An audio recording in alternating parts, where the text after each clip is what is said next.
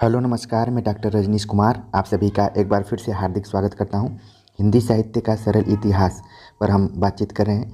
उसी की अगली कड़ी में आज चर्चा करेंगे रीतिकाल के प्रमुख कवियों के ऊपर, जिसमें कि हम देखेंगे उनके परिचयात्मक रूप को और उनकी विभिन्न रचनाओं को तथा उनकी विषय वस्तु को। तो सबसे पहले हम चर्चा करने जा रहे हैं केशवदास पर। केशवदास जिनका जन्म 1555 ईस्वी में हुआ था और निधन 1617 ईस्वी में। ऐसा माना जाता है कि इनके पूर्वज संस्कृत के विद्वान थे और केशवदास ओरछा नरेश महाराजा राम सिंह के भाई इंद्रजीत सिंह के सभा कवि थे और यहाँ पर इनका बहुत सम्मान था। तो अब परीक्षा के दृष्टिकोण से जो ये पॉइंट है, ये ओरछा नरेश महाराजा राम सिंह के भाई इंद्रजीत सिंह के सभापति थे। जब भी हम रीतिकाल पढ़ते हैं तो उसमें जितने भी कवि हैं वो किसी न किसी राजा के दरबारी कवि के रूप में जाने जाते हैं और यहीं से प्रश्न भी बनता है। तो केशवदास इंद्रजीत सिंह के सभा कवि थे, यानी कि दरबारी कवि थे। आगे बात करें तो केशवदास द्वारा रचित 7 ग्रंथ मिलते हैं। ये इम्पोर्टेंट है, हो सकता है कि फैक्चुअल एग्जाम में पूछ दिया जाए कि केशवदास की कुल कितनी रचनाएं हैं, तो इनकी संख्या है 7। अब वो कौन कौन सी हैं? कवि प्रिया, रसिक प्रिया, रामचंद्रिका, वीर सिंह चरित, विज्ञान गीता, रतन बावनी और जहांगीर जस चंद्रिका। तो ये 7 रचनाएं हैं जो कि परीक्षा के दृष्टिकोण से काफ़ी इम्पोर्टेंट हैं। इनके प्रकाशन वर्ष और विषय वस्तु से लगातार सवाल पूछे जाते रहे। आगे है कवि प्रिया और रसिक प्रिया, काव्य शास्त्रीय पुस्तकें हैं। तो यहाँ पर आप देख रहे हैं कि कवि प्रिया और रसिक प्रिया ये दोनों पुस्तकें काव्य शास्त्रीय पुस्तकें हैं। तो काव्य शास्त्रीय हैं तो जाहिर सी बात है कि अलंकार, रस, छंद से संबंधित इसमें कुछ न कुछ बातें कही गई होंगी। तो परीक्षा के आपको ध्यान में रखना है कि कवि प्रिया जो है ये अलंकार की इसमें चर्चा की गई है और रसिक प्रिया नाम से ही पता चल रहा है कि ये रस सिद्धांत पर आधारित बुक होगी। तो दोनों किताबें काव्य शास्त्रीय पुस्तक के अंतर्गत आती हैं। हो सकता है कि सवाल कभी भी पूछा जा सकता है कि केशवदास की कौन सी रचनाएं काव्य शास्त्रीय पुस्तकों के रूप में जानी जाती हैं, कवि प्रिया, रसिक प्रिया। और ये कहा जाता है कि कवि प्रिया की रचना महाराजा इंद्रजीत सिंह की पतिव्रता गणिका राय प्रवीण को शिक्षा देने के लिए हुई थी।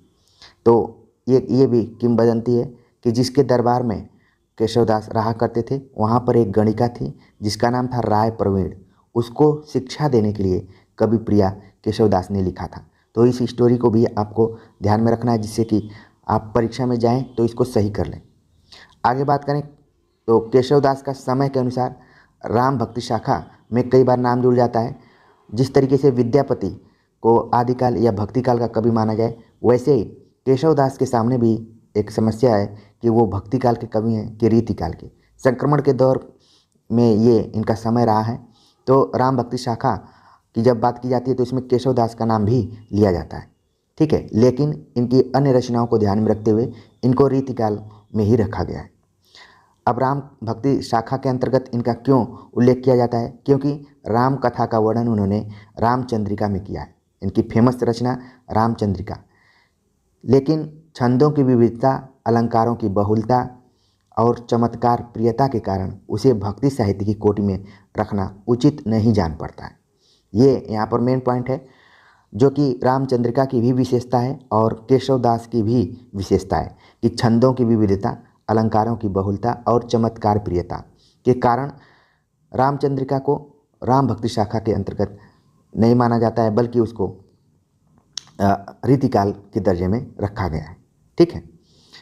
अगले यहाँ पर बल्कि भक्ति साहित्य के अंतर्गत नहीं माना जाता है, राम कथा के अंतर्गत है लेकिन भक्ति साहित्य के अंतर्गत नहीं रखा जाता है, रीतिकाल के अंतर्गत रखा जाता है।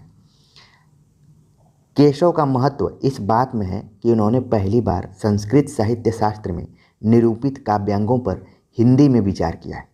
ये काफ़ी इंपॉर्टेंट पॉइंट है परीक्षा के दृष्टिकोण से कि केशवदास भक्ति काल से संबंधित हैं, रीतिकाल से संबंधित हैं। ये उतना मैटर नहीं रखता है जितना कि केशवदास ने पहली बार संस्कृत साहित्य शास्त्र में निरूपित जितने भी काव्यांग हैं, रस, अलंकार, छंद, इन पर हिंदी में विचार किया है। ये इनका बहुत ही महत्वपूर्ण योगदान है।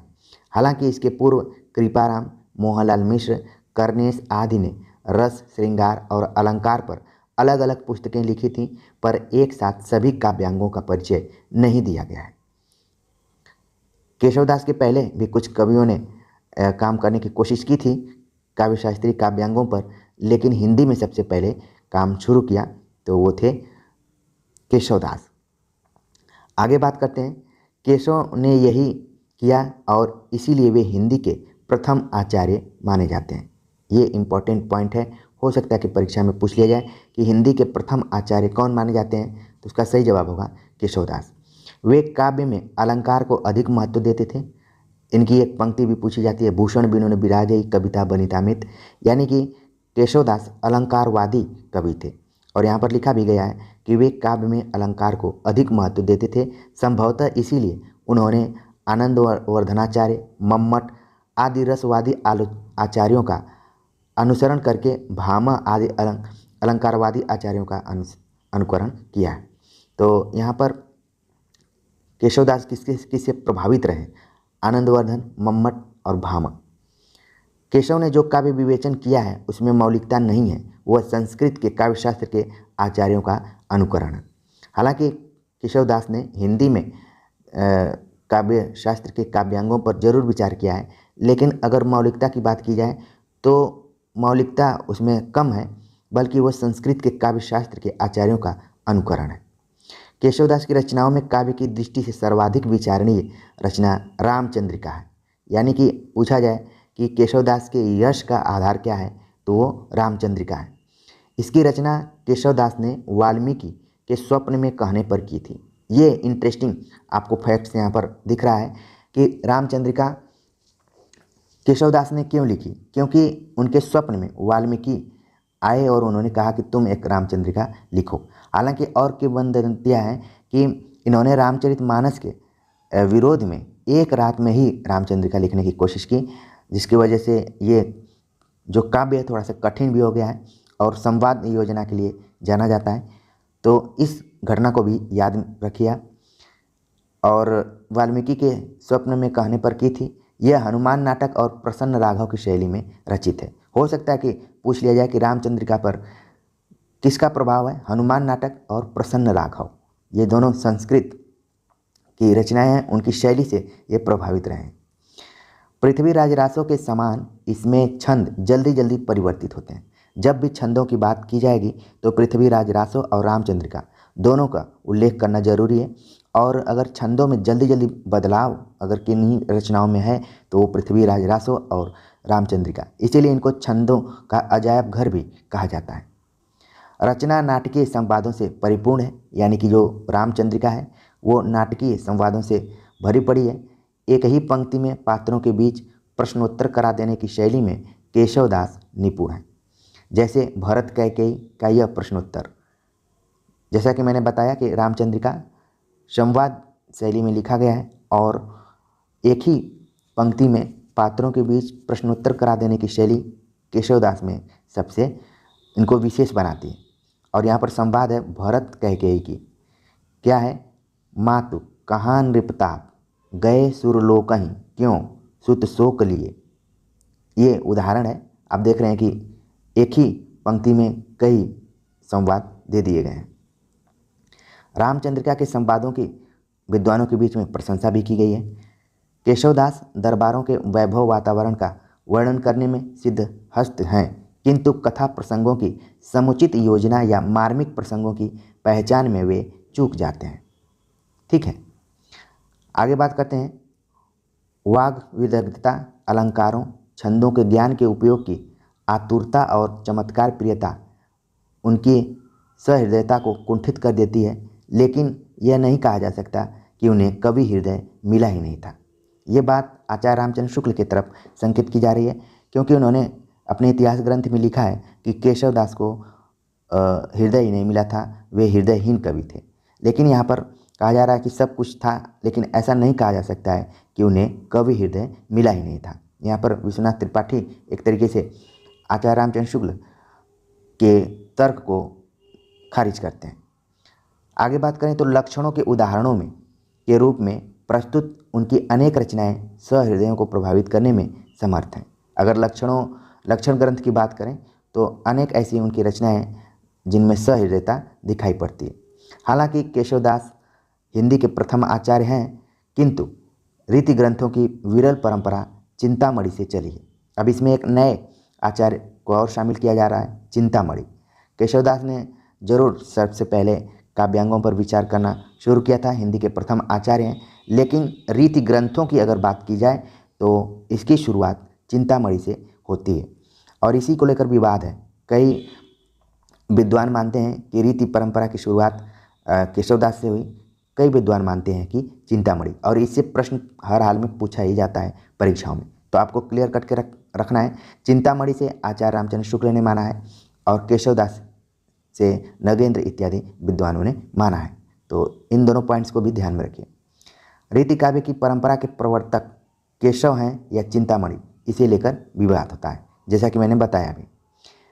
चिंतामणि के प्रसिद्ध ग्रंथ की बात करें तो वो ग्रंथ है कविकुल कल्पतरु। कई बार एग्जाम में ये पूछा जा चुका है, इसको नोट करिए। इस काल के अन्य प्रसिद्ध आचार्यों की बात करें तो उसमें भिखारी दास का ग्रंथ है काव्य निर्णय, तोष कवि जिनका ग्रंथ है सुधानिधि, कुलपति रस रहस्य, सुखदेव मिश्र रसारणव। तो ये कुछ अन्य आचार्य हैं जिनकी रचनाएं प्रायः परीक्षाओं में पूछी जाती रही हैं, जिसमें भिखारी दास, तोष, कुलपति मिश्र, सुखदेव मिश्र इत्यादि का नाम महत्वपूर्ण है और उनकी रचनाओं का नाम सामने दिया हुआ है। इन आचार्यों का जो उपजीव्य है यानी कि आधार है वो संस्कृत ग्रंथ काव्य प्रकाश, साहित्य दर्पण, रसमंजरी, चंद्रलोक और कुवलयानंद है। तो यहाँ पर ध्यान में रखना है कि रीतिकालीन जितने भी लक्षण ग्रंथ पर आधारित आचार्य रहे हैं, उन्होंने रीति परंपरा को फॉलो किया है, उसका अनुसरण किया है, तो उनका आधार रहा है संस्कृत ग्रंथ, जिसमें कि काव्य प्रकाश, मम्मट, साहित्य दर्पण, विश्वनाथ, रसमंजरी, भानुदत्त, चंद्रलोक, जयदेव, कुवलयानंद आदि रचनाएं जो हैं ये उनको प्रभावित की। केशवदास और चिंतामणि के बाद जो अगला नाम आता है वो है सेनापति, जिनका जन्मकाल 1584 ईस्वी माना जाता है। इनकी रचनाओं से लगता है कि यद्यपि इनका कुछ दरबारों में सम्मान हुआ है, किंतु बाद में ये विरक्त हो गए। इनकी दो रचनाएं काफ़ी फेमस रही हैं, जिसमें कवित रत्नाकर और काव्य कल्पद्रुम का नाम लिया जा सकता है, और ये रचनाएं प्रायः परीक्षाओं में पूछी जाती रही हैं। अगर कवित रत्नाकर की बात करें तो इसमें भक्ति भाव के छंद मौजूद हैं। कवित रत्नाकर भक्ति भावना से युक्त एकदम रचना है। रीतिकालीन कवियों ने प्रकृति का उपयोग प्रायः उद्दीपन के ही अर्थ में किया है, किंतु सेनापति इस काल के अकेले कवि हैं जिनका प्रकृति के प्रति भावबोध इतना सहज और आधुनिक लगता है। इसलिए कई बार एग्जाम में पूछ लिया जाता है कि सेनापति की खास विशेषता क्या है, तो प्रकृति चित्रण। जैसे छायावाद में पंत का नाम लिया जाता है, वैसे रीतिकालीन कवियों में सेनापति का नाम प्रकृति चित्रण के मामले में सबसे आगे है। प्रकृति चित्रण के विषय में उन्हें इस दृष्टि से श्रीधर पाठक के साथ बैठाया जा सकता है। तो यहाँ पर मैंने पंत का उदाहरण दिया, लेकिन पंत से पहले श्रीधर पाठक ने भी प्रकृति को केंद्र में रखा है और उनकी तुलना सेनापति से की जा रही है। राम कथा पर सेनापति के अनेक छंद मिलते हैं। एक पंक्ति में इन्होंने शरद पूर्णिमा की चंद्र ज्योत्सना की उपमा रामचंद्र के यश से दी है, और वो पंक्ति है राम कै सो जस अध उरध गगन है, यानी राम कथा पर इन्होंने लिखी है, जिसमें कि कवित रत्नाकर जो है वो इसी भक्ति भावना का ग्रंथ है। अगर ऋतु वर्णन की बात करें तो ऋतु वर्णन में इनका सादृश्य विधान मौलिक है। वर्षा का यह वर्णन देखिए, यानी कि प्रकृति चित्रण के साथ साथ ऋतु वर्णन का भी महत्वपूर्ण चित्रण किया है सेनापति ने। और कुछ उदाहरण है यहाँ पर कि सेनापति उनय नए जलद सामन के चारही, दिशान घुमत भरे तोय कै, शोभा सरसाने न बखाने जात केहूँ भांति आने हैं, पहाड़ मानो काजर कै ढोय कै। तो ये ऋतु वर्णन का यहाँ पर उदाहरण था। सेनापति के बाद अगले कवि का नाम आता है जिनका नाम है देव। देव का जन्म 1673 ईस्वी में हुआ था और निधन 1767 ईस्वी के आसपास माना जाता है। रीतिकालीन कवियों में देव ऐसे इकलौते कवि हैं जो एक से अधिक राजाओं के दरबार में रहा करते थे और यहाँ इन्होंने उनकी रुचि के अनुकूल रचनाएं की। जैसा राजा चाहते थे वैसा ही देव लिख दिया करते थे। तो कई बार सवाल पूछ लिया जाता है कि कौन सा ऐसा कवि है जो एक से अधिक राजाओं के दरबार में था, तो देव इसका सही जवाब होगा। और उन्हीं के अनुकूल रचनाएं भी करते थे। इनके रचे ग्रंथों की संख्या काफ़ी है। ऐसा माना जाता है कि कुल इन्होंने 72 ग्रंथ लिखे हैं। उनमें कुछ इस प्रकार से हैं: भाव विलास, भवानी विलास, रस विलास, सुख सागर तरंग, अष्टयाम, प्रेम चंद्रिका और काव्य रसायन। तो इन्होंने ग्रंथ तो बहुत लिखा है, लेकिन परीक्षा में जिन जिन ग्रंथों का मैंने नाम लिया है घूम फिर कर वो सब पूछे ही जाते रहे, इम्पॉर्टेंट है, एकदम से मोस्ट इम्पॉर्टेंट ग्रंथों में माने जा सकते हैं। देव रीतिकाल के सर्वश्रेष्ठ कवियों में से एक हैं। इनकी तुलना बिहारी से की गई है। जब आप हिंदी नवरत्न पढ़ेंगे तो उसमें विवाद उत्पन्न हो गया था कि सबसे बड़ा कवि कौन है, बिहारी है या फिर देव। इसके बाद आलोचना में एक धूम सी मच गई और बहुत सारे आलोचक इसमें अपना अपना तर्क प्रस्तुत किए हैं। आपने हिंदी नवरत्न वाली वीडियो जरूर देखी होगी। तो यहाँ पर विवाद उठ गया कि बिहारी बड़े हैं कि देव बड़े हैं। बिहारी बड़े कि देव, इसे लेकर हिंदी आलोचना में काफ़ी लिखा गया है। देव ने भी लक्षण ग्रंथ लिखे हैं, अतः इन्हें भी रीतिकाल के आचार्य कवियों की कोटि में रखा जा सकता है। कई बार एग्जाम में पूछ लिया जाता है कि देव कवि हैं या फिर आचार्य हैं, तो यहाँ पर ध्यान में रखिए कि ये दोनों के अंतर्गत आते हैं।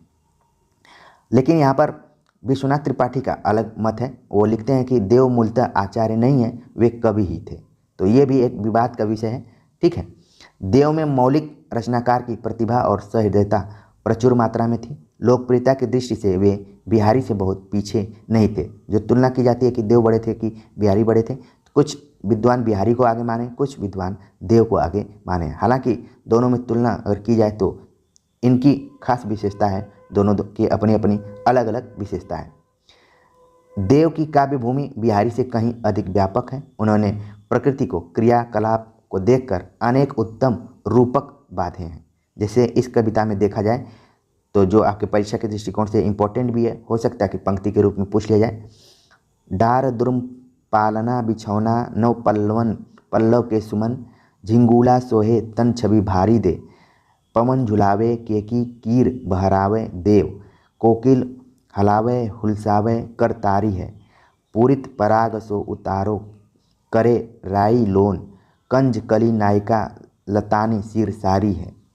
एक तरीके से इन्होंने रूपक अलंकार का यहाँ पर प्रयोग किया है और प्रकृति का चित्रण उन्होंने किया है। मदन महीप जू को बालक बसंत ताही, प्रातः जगावत गुलाब चटकारी है। तो ये वर्णन आप सब देख लिए होंगे। देव रीतिकाल के ऐसे दुर्लभ कवि हैं जो रूढ़ियों की सहायता के बिना केवल स्थितियों की योजना से मार्मिकता पैदा करते हैं। इससे उनकी कविता में नाटकीयता आती है और जिन मनोविकारों या भावों का चित्रण किया जाता है वे साक्षात हो उठते हैं। इसलिए देव में उत्कृष्ट बिंब विधान पाया जाता है। ये इम्पोर्टेंट पॉइंट्स है कि देव की कविताओं में बिंब विधान सर्वाधिक पाया जाता है। देव काव्य कला के कुशल कवि हैं, किंतु चमत्कार या काव्य रूढ़ियों के आधार पर रचना करने की प्रवृत्ति उनमें बिहारी की अपेक्षा कम है। जैसा कि आप बिहारी के बारे में जानते हैं कि उन्होंने बहुत ही अतिशयोक्तिपूर्ण वर्णन किया है।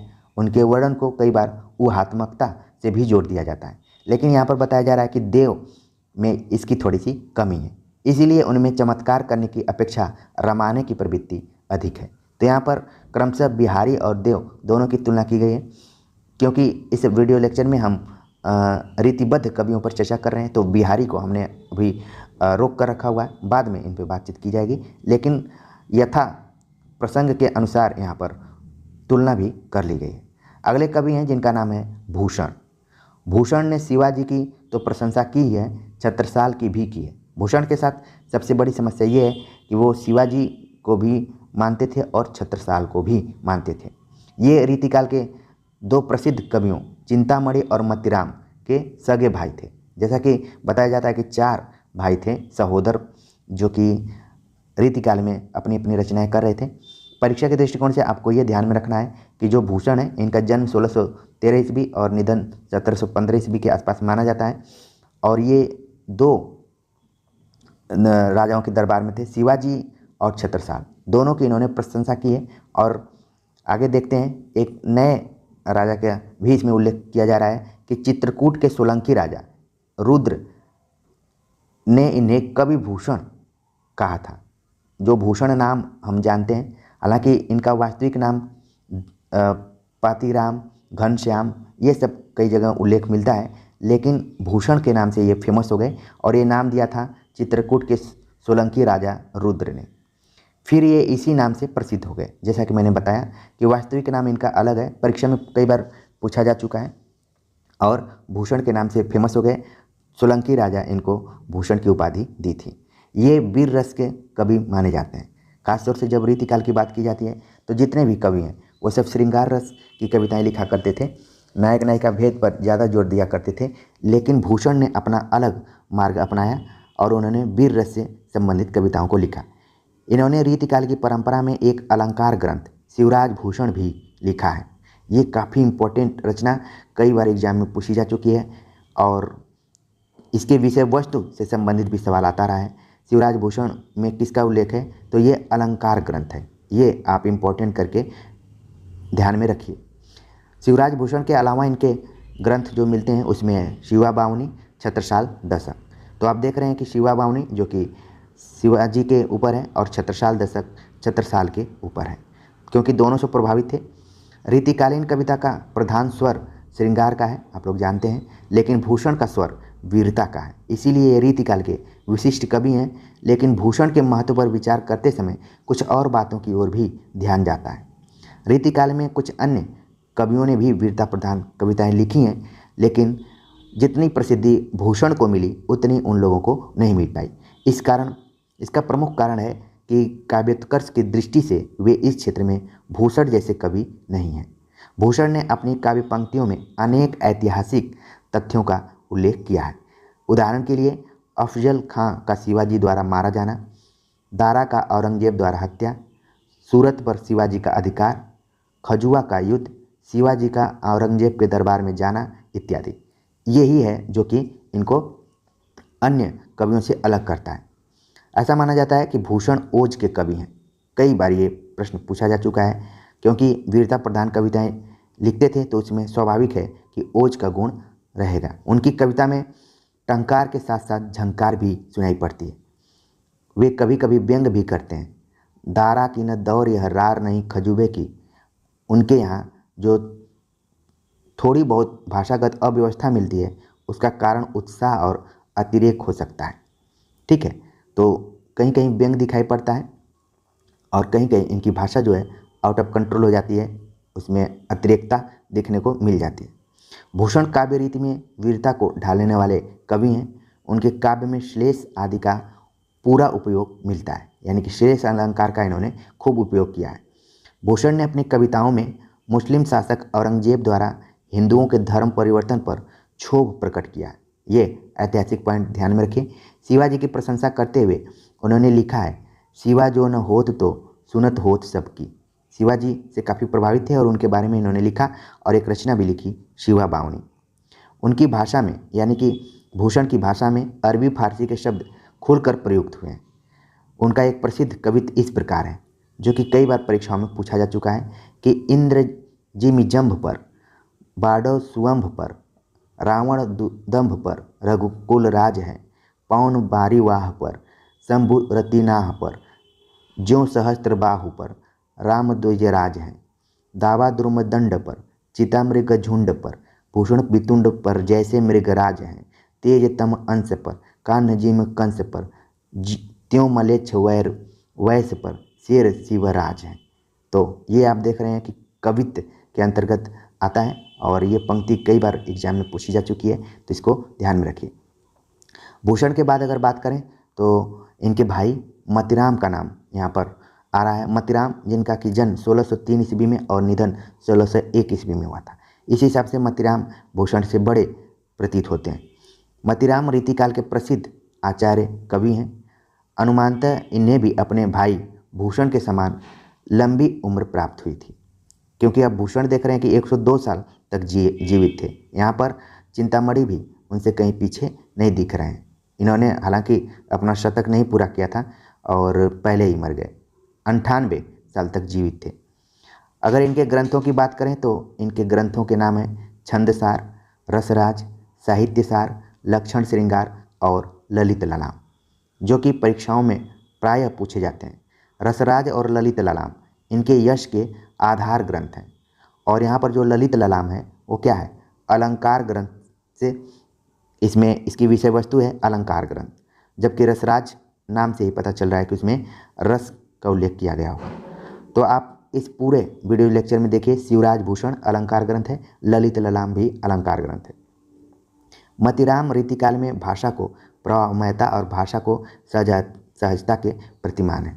उनकी शैली इतनी सहज है कि उनकी कविता अन्य रीतिकालीन कवियों से अलग लगती है।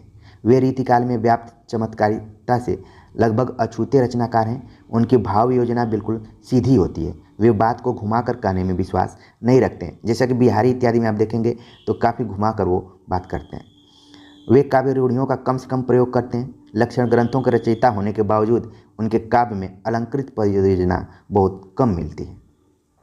मतिराम असामान्य स्थितियों का गुम्फन नहीं करते। दैनंदिन जीवन की सामान्य स्थितियां कभी कभी विशिष्ट संदर्भ में किस प्रकार अलौकिक अनुभूति करा जाती हैं, इस ससीम रूपमय जगत के खंड कभी कभी किस प्रकार हृदय में संयोजित होकर अखंड और असीम का अनुभव कराकर हमें सार्थक कर जाते हैं, इसका पता मतिराम के अनेक पद्यों से लगता है। श्रृंगार के क्षेत्र में भक्त कवियों जैसी सहजता मतिराम की रचनाओं में मिलती है। रीतिकाल में इस दृष्टि से उनके सहचर केवल पद्माकर हैं, यानी कि मतिराम और पद्माकर इन दोनों की तुलना की जा सकती है। अगर आप पीएचडी इत्यादि करना चाहते हैं तो ज़रूर इसको देखिए। यहाँ पर एक आप लोगों को हिंट दे दिया गया है कि रीतिकाल में जो भी श्रृंगार रस की सहजता का प्रयोग किया है वो मतिराम और पद्माकर ने किया है। उनकी काव्यगत सहजता का उदाहरण है, एक उदाहरण दिया गया है, क्यों इन आखिन सो निहसंक हवय मोहन को तन पानी पीजे, ने को निहारे कलंक लगे, यही गांव बसे कहूँ कैसे जीजे, होत रहे मनयो मतिराम कहूँ मन बन जाए बड़ो तब कीजे, वह वनमाल हिये लगिए अरु हवय मुरली अधरा रस पीजे। ठीक है, तो ये था मतिराम के बारे में। अब बात करते हैं, जैसा कि उल्लेख हुआ है पद्माकर का। पद्माकर जो कि 1753 में इनका जन्म हुआ, 1833 में निधन हुआ। ये उत्तर प्रदेश के बादा जिले से संबंध रखते थे। ये रीतिकाल के अत्यंत प्रसिद्ध एवं लोकप्रिय कवि माने जाते हैं। ये अनेक गुण ग्राहकों द्वारा सम्मानित भी किए गए, अपने दरबारी कवियों द्वारा, राजाओं द्वारा। सुगरा, सितारा, जयपुर, ग्वालियर के दरबारों में इनका आदर हुआ। अगर इनकी रचनाओं की बात करें तो इन दरबारी जो इनके शासक थे, जिनके दरबार में रहा करते थे, इन्होंने भी देव की तरह ही बहुत सारी रचनाएं अपने शासकों पर की है, अपने राजाओं पर की है, जिसमें कि हिम्मत बहादुर जो बादा और अवध के नवाबों के सेना अधिकारी थे के नाम पर इन्होंने हिम्मत बहादुर बिरदावली लिखी है। इनके द्वारा रचित अन्य ग्रंथ की अगर बात करें तो उसमें जगत विनोद, पद्माभरण, प्रबोध पचासा, राम रसायन, गंगा लहरी आदि जो ग्रंथ हैं ये सब लक्षण ग्रंथ के अंतर्गत आते हैं और परीक्षा में कई बार ये सब घूम फिर कर पूछे जाते हैं। और यहाँ पर पूछ लिया जाता है कि जगत विनोद में किसका उल्लेख किया गया है, तो रस है, पद्माभरण इसमें अलंकार है। पद्माकर भी मतिराम के समान भाषा और भाव की प्रवाहमयी सहजता के कारण लोकप्रिय हैं, किंतु पद्माकर की कविता श्रृंगार, भक्ति और वीरता तीनों भूमियों पर समान अधिकार के साथ रस का संचार करती है। कई बार एग्जाम में पूछा जा चुका है कि रीतिकाल का कौन सा ऐसा कवि है जो कि श्रृंगार, भक्ति और वीरता तीनों को समावेशित किया है, तो वो इकलौते कवि हैं पद्माकर। तो इसको इम्पॉर्टेंट रूप में आप अपने नोटबुक पर लिख लीजिए। विभिन्न भावों के अनुरूप भाषा को सहज तौर पर ढाल लेने में पद्माकर सिद्धहस्त थे। रामचंद्र शुक्ल के शब्दों में कहें तो इनकी भाषा में वह अनेक रूपता है जो एक बड़े कवि में होनी चाहिए। भाषा की ऐसी अनेक रूपता गोस्वामी तुलसीदास में भी नहीं दिखाई पड़ती, गोस्वामी तुलसीदास में दिखाई पड़ती है। एक बार फिर से मैं इसको रिपीट कर दे रहा हूँ, रामचंद्र शुक्ल के शब्दों में कि इनकी भाषा में वह अनेक रूपता है जो एक बड़े कवि में होनी चाहिए। भाषा की ऐसी अनेक रूपता गोस्वामी तुलसीदास जी में दिखाई पड़ती है। पद्माकर के काव्य में कहीं कहीं विदग्धता भी मिलती है, लेकिन वह केंद्रीय भाव में ढल जाती है।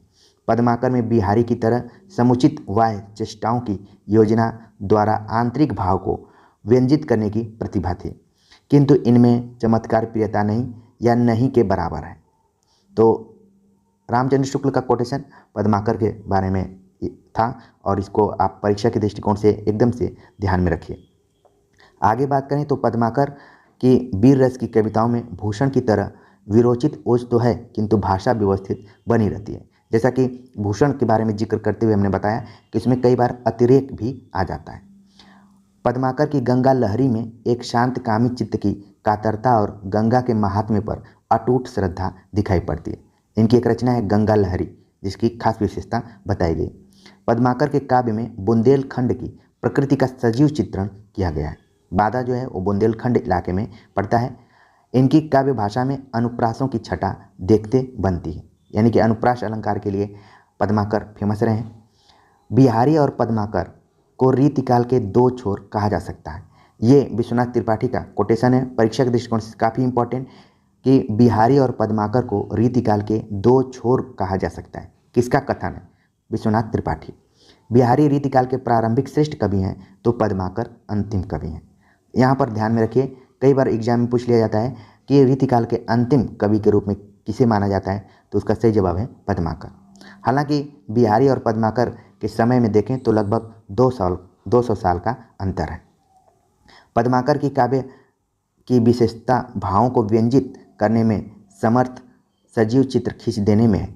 नीचे एक सवैया दिया हुआ है, ठीक है, और उस सवैये के आधार पर हम इसको देख लेते हैं, क्योंकि कई बार ये परीक्षा में पूछा जा चुका है।